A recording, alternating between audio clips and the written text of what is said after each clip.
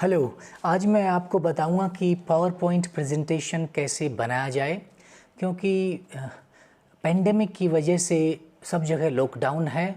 इस वजह से अगर हमें कहीं कॉन्फ्रेंस में या कहीं वर्कशॉप में पेपर या कोई रिसर्च वर्क प्रेजेंट करना होता है तो उसके लिए हम फिजिकली वहाँ अवेलेबल नहीं हो सकते, या फिर इवन क्लासरूम में अगर कोई हमें लेक्चर लेना है, जैसे कल जैसे मेरा कोई लेक्चर है और उसमें मैं उस टाइम मैं कहीं और बिज़ी हूँ, मैं लेक्चर नहीं दे पाऊँगा उस टाइम, तो मैं क्या कर सकता हूँ कि पावर पॉइंट में अपना एक प्रेजेंटेशन बना सकता हूँ। उस पावर पॉइंट में अपनी वॉइस को इनकॉर्पोरेट कर सकता हूँ और उस फाइल को मैं जहाँ चाहें वहाँ भेज सकता हूँ प्रेजेंटेशन के लिए। तो ये बड़ा ही सिंपल तरीका है। तो इसमें आपको ज़रूरत पड़ेगी कि अगर आप पावर पॉइंट यूज़ कर रहे हैं, माइक्रोसॉफ्ट पावर पॉइंट, तभी आप इसका इस्तेमाल कर सकते हैं। माइक्रोसॉफ्ट पावर पॉइंट में एक ऑप्शन है जिसमें आप स्लाइड शो में अपनी वॉइस को ऐड कर सकते हैं।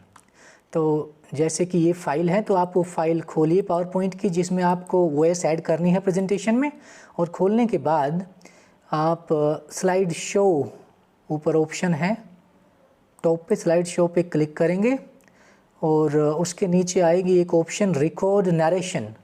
सो रिकॉर्ड नरेशन पे आप अगर क्लिक करेंगे तो वो आपको बताएगा कि आप जो नरेशन है, क्या आप अलग से जो आपकी आवाज़ है उसको किसी दूसरी फाइल में सेव करना चाहते हैं, या फिर जो पावर पॉइंट का प्रेजेंटेशन है उसी में इनकॉर्पोरेट करना चाहते हैं।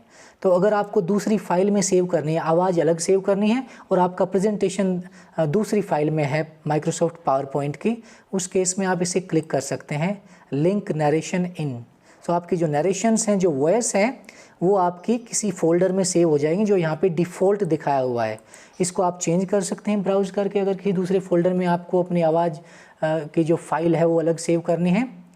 लेकिन यहाँ पे हम चाहेंगे कि जो पावर पॉइंट प्रेजेंटेशन है उसी में एम्बेड हो जाए हमारी वॉइस भी, उसी में इनकॉर्पोरेट हो जाए। तो इसीलिए इसको हम यहाँ अनक्लिक कर देंगे। तो अनक्लिक करने के बाद हम ओके करेंगे। ओके करते ही पावर पॉइंट प्रेजेंटेशन आपका शुरू हो जाएगा। अब जैसे ये स्लाइड है, तो आपको इस पर जो भी आपको इस पर बोलना है या डिस्कशन करना है वो सब आप बोलते जाइए, वो रिकॉर्ड हो जाएगा अपने आप इसमें। जब आप इसमें बोल लिए स्लाइड पे, उसके बाद आप स्लाइड चेंज करें, नेक्स्ट स्लाइड आ जाएगी। नेक्स्ट स्लाइड पे आप जो भी बोलना है, डिस्कशन करना है वो आप करिए। और ऐसे ही जब आप लास्ट स्लाइड पे पहुँचेंगे और उसके बाद आएगा एंड ऑफ स्लाइड शो, तो आप एक बार और क्लिक कर देंगे इसको, तो स्लाइड शो आपका एग्जिट हो जाएगा और नरेशन जो आपकी रिकॉर्ड हो रही है वो भी बंद हो जाएंगी। तो उसमें ये दिखाएगा the narrations have been saved with each slide. आपकी जो वॉइस है हर स्लाइड के हिसाब से, अगर आपके पास 10 स्लाइड हैं तो 10 आपकी वॉइस की फाइल ऑर्डर में बन के सेव हो चुकी हैं आपके फोल्डर में जो आपने वहाँ पे डाला हुआ था इनिशियली।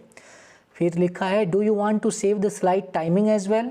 अगर आप हर एक स्लाइड के नीचे वो टाइम भी सेव करना चाहते हैं, कितने टाइम आपने बोला है हर एक स्लाइड पे, तो वो टाइम भी सेव हो जाएगा।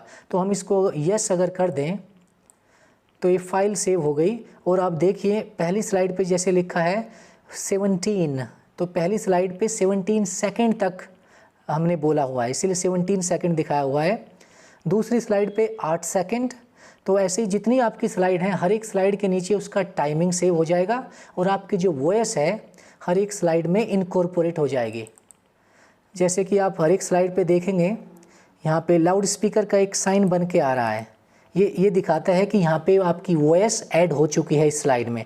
अगर वो वॉइस आप सुनना चाहते हैं तो इसको आप स्लाइड शो शुरू करते ही वॉइस अपने आप चालू हो जाएगी और जितना टाइम उस स्लाइड का है उतने टाइम तक वो रहेगी। फिर अपने आप ऑटोमेटिकली नेक्स्ट स्लाइड ऐसे ऑटोमेटिक आपका प्रेजेंटेशन चलता जाएगा।